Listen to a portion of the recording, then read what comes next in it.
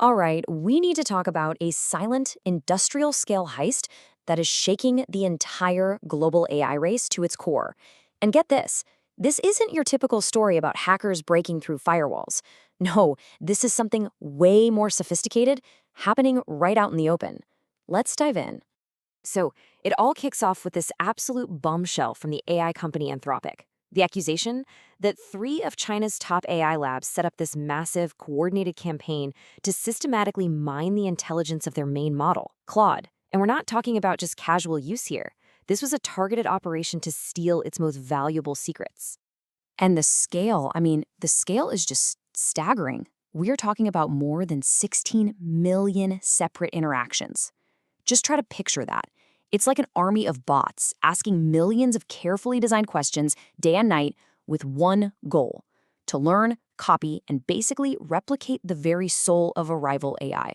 This is IP theft on a level we've just never seen before. And this wasn't some random smash and grab job. Oh no, the targeting was incredibly precise.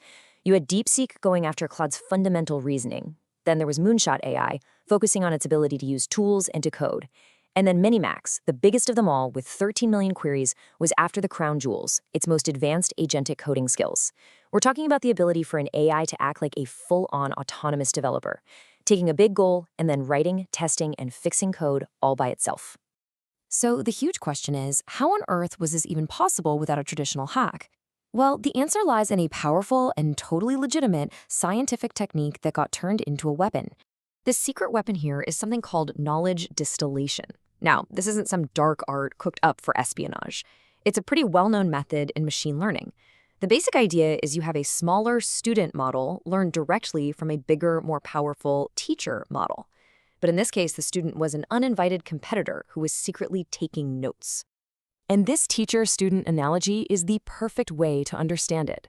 Think of the teacher, like Claude, as this world-class professor. It costs billions to train, it's read every book in the library. The student model is the new kid who, instead of doing all that work, just learns to mimic the professor's intuition and reasoning. It's a massive shortcut to genius. So here's the crucial part. They weren't just copying answers. They were pulling out what researchers call dark knowledge. Think of it like this. When an AI like Claude gets a question, it doesn't just spit out one answer. It actually calculates the probability for thousands of possible answers. By looking at all those probabilities, the student model learns how the teacher thinks, not just what it thinks. It's the difference between just memorizing an answer for a test and actually understanding the logic behind it. Okay, so we've got the what and the how. Now let's get into the nuts and bolts of how this was pulled off on such an industrial scale, using a really sophisticated infrastructure to make it all happen. The attackers used a whole bunch of clever tricks. For one, they would force Claude to explain its reasoning step by step, basically making it teach their own models how to think. They also used it as a free, unwitting supervisor to rate and rank different responses, which is a super important part of training a modern AI. And here's where it gets politically dicey. They even used Claude to generate censorship-safe responses, which means they were essentially using American AI to help build Chinese censorship tools. And check this out. This is an actual example of a prompt they used. It's so blatant. It's not asking for an answer. It's literally telling the AI to narrate its own thought process. Now do that millions of times, and you've just created an enormous data set that teaches a brand new AI how to reason exactly like the one you're copying. So to run an operation this huge without getting caught, you need some serious infrastructure. The labs built a system so resilient that Anthropic gave it a pretty fitting nickname, the Hydra architecture. You know, like the mythical beast that grows back its heads. And man, does that name fit? They used a swarm of over 20,000 fraudulent accounts. They hid their attack queries inside a flood of totally normal-looking traffic. They spread the whole operation across different cloud platforms and IP addresses all over the world. And the craziest part? Whenever Anthropic managed to find and ban one account, another one would instantly pop up to take its place. It was a multi-headed monster, designed to be almost impossible to shut down. Okay, this all sounds incredibly sophisticated, for sure, but you might be wondering, does this technique actually work? Like, is it a genuine game-breaking threat, or is it more of a clever trick? The answer is a huge, resounding yes. And this number right here tells you everything you need to know. Back in 2023, some researchers at Stanford used this exact technique to create their own model. They called it Alpaca. The total cost to do it? Less than $600. No, that is not a typo. Let's just put that into perspective for a second. OpenAI's GPT 3.5, the teacher model that Alpaca learned from, costs millions, maybe tens of millions of dollars, in years of R&D to build. And yet, for less than the price of a new phone, the Stanford team created a student model that had comparable performance. This shows you the absolutely massive economic threat we're talking about here. And this quote from the report really just says it all, doesn't it? Knowledge distillation lets a competitor take years of painstaking research and development and compress it down into just a few weeks of automated work. It is a game-changing, paradigm-shifting shortcut.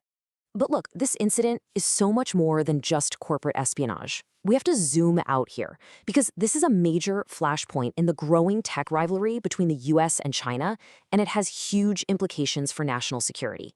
And you have to realize, this didn't happen in a vacuum. Just weeks before the story broke, OpenAI had already been privately warning Congress that they were seeing this exact kind of activity. Just days before, Anthropic's own CEO was on Capitol Hill testifying about AI safety.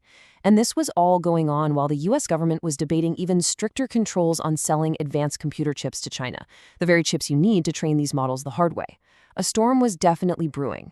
So here's why this is a national security nightmare.